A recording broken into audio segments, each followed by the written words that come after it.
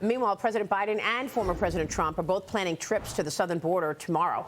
Biden will travel to Brownsville, Texas, where Trump plans to deliver remarks 325 miles away in Eagle Pass, Texas. The number of recent illegal migrant apprehensions at the Brownsville station have been some of the lowest across the southern border, by the way. Brownsville reporting just 12 migrant apprehensions on Monday, 12.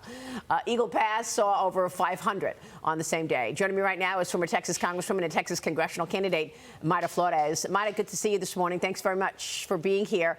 This is close to your district, or the district that you were campaigning for. Assess the backdrop for us here as these two go to the border tomorrow. Well, he's coming because President Trump is coming to South Texas. That's the only reason why he's coming, because for 3.5 years, the Biden administration and Vicente Gonzalez have done absolutely nothing to secure the border. They've allowed millions of illegal immigrants to come into this country. They have empowered murderers, rapists, child traffickers, human traffickers to operate freely in our country. Well, now we see that immigration and the border has become the #1 issue for a number of voters.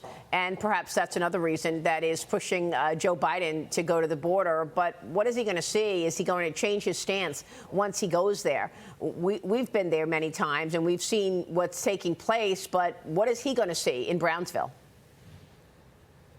Well, he's absolutely not going to change anything. He's not going to bring back the policies that President Trump had 4 years ago.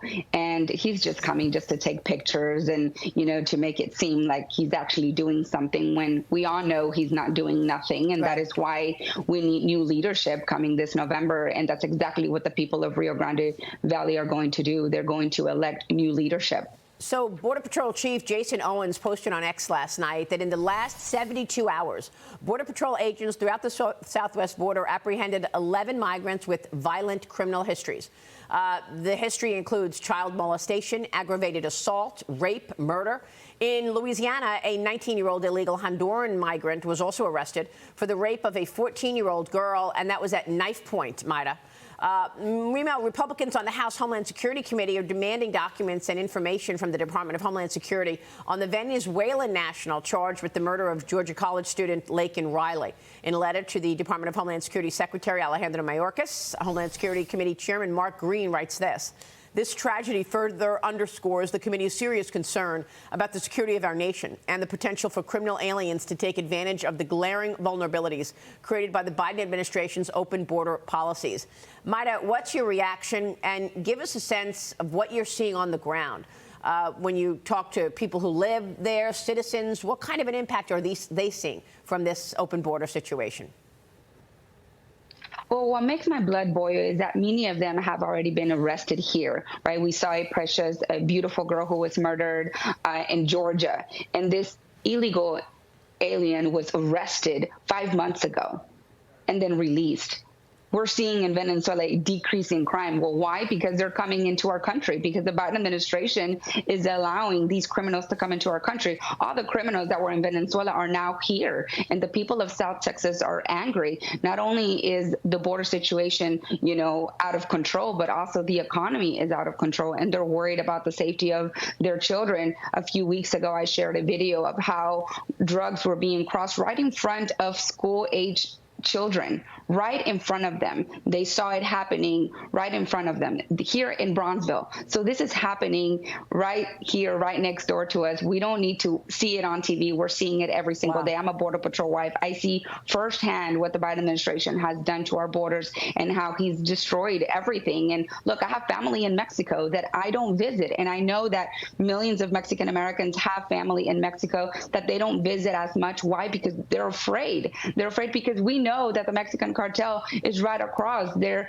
They have full control of the southern border. No one can cross into the United States illegally. They have to pay them. Yeah. So illegal immigration is empowering these cartels that have destroyed, honestly, Mexico, and they're trying to do the same thing here in the United States. Yeah, and I want to know what happens once they get into the United States. Are they still paying those drug cartels? Because A source told me recently that he believes human trafficking is going to be as prevalent throughout America as fentanyl is right now within the next 2 years, because what they're doing is the Chinese Communist Party is working with the Mexican drug cartels, setting up businesses as fronts, but they're actually putting some of the people that they help cross the border to work like indentured servants until they pay up money to the cartels and the CCP. What do you know about this? Absolutely. No, it is true. Many of them don't have the money to pay all at once. So what they do is they pay in payments. And that's exactly what is happening right now. And if they don't pay, they threaten them, hurting their families back home. And they know what these people are all about. They have no respect for human life, for anyone. They will kill their family members if they don't pay them what they are owed. So they have to become indentured servants once they're in America and go work at massage parlors or whatever. Modern slavery. Yeah, modern slavery. It's modern slavery. Wow. And you know, we're feeling it in all different ways. New York City Mayor Eric Adams is doubling down on his call now to modify New York sanctuary city law. As the city faces this migrant crime waves, here's the mayor yesterday. Watch this. I don't believe people who are violent in our city and commit repeated crimes should have the privilege of being in our city. Some people have a different belief than that. If I had my way, if you are repeatedly committing crimes in our city, you don't have the right to be in our city and tarnish those overwhelming number who are here following the rules. That is what I believe. Well, that sounds practical, Mayra, and yet we don't send these people back. They get processed and then they're back on the street. Well, absolutely. You know, just like I mentioned earlier, the precious girl who was murdered in Georgia. Well, that illegal immigrant was arrested in New York 5 months ago, and they released him. But Republicans have been saying this. I have been saying this, that anyone who's committing crimes should be deported immediately. Yeah. There is no reason why they should be released. And that's exactly what the Democrat Party has been doing for the past 3.5 years. They have been releasing criminals into our country, into our communities. Mayra, thank you. We will keep watching this, of course, and keep a spotlight on the story. Mayra Flores joining us this morning near Brownsville, Texas. Thank you so much.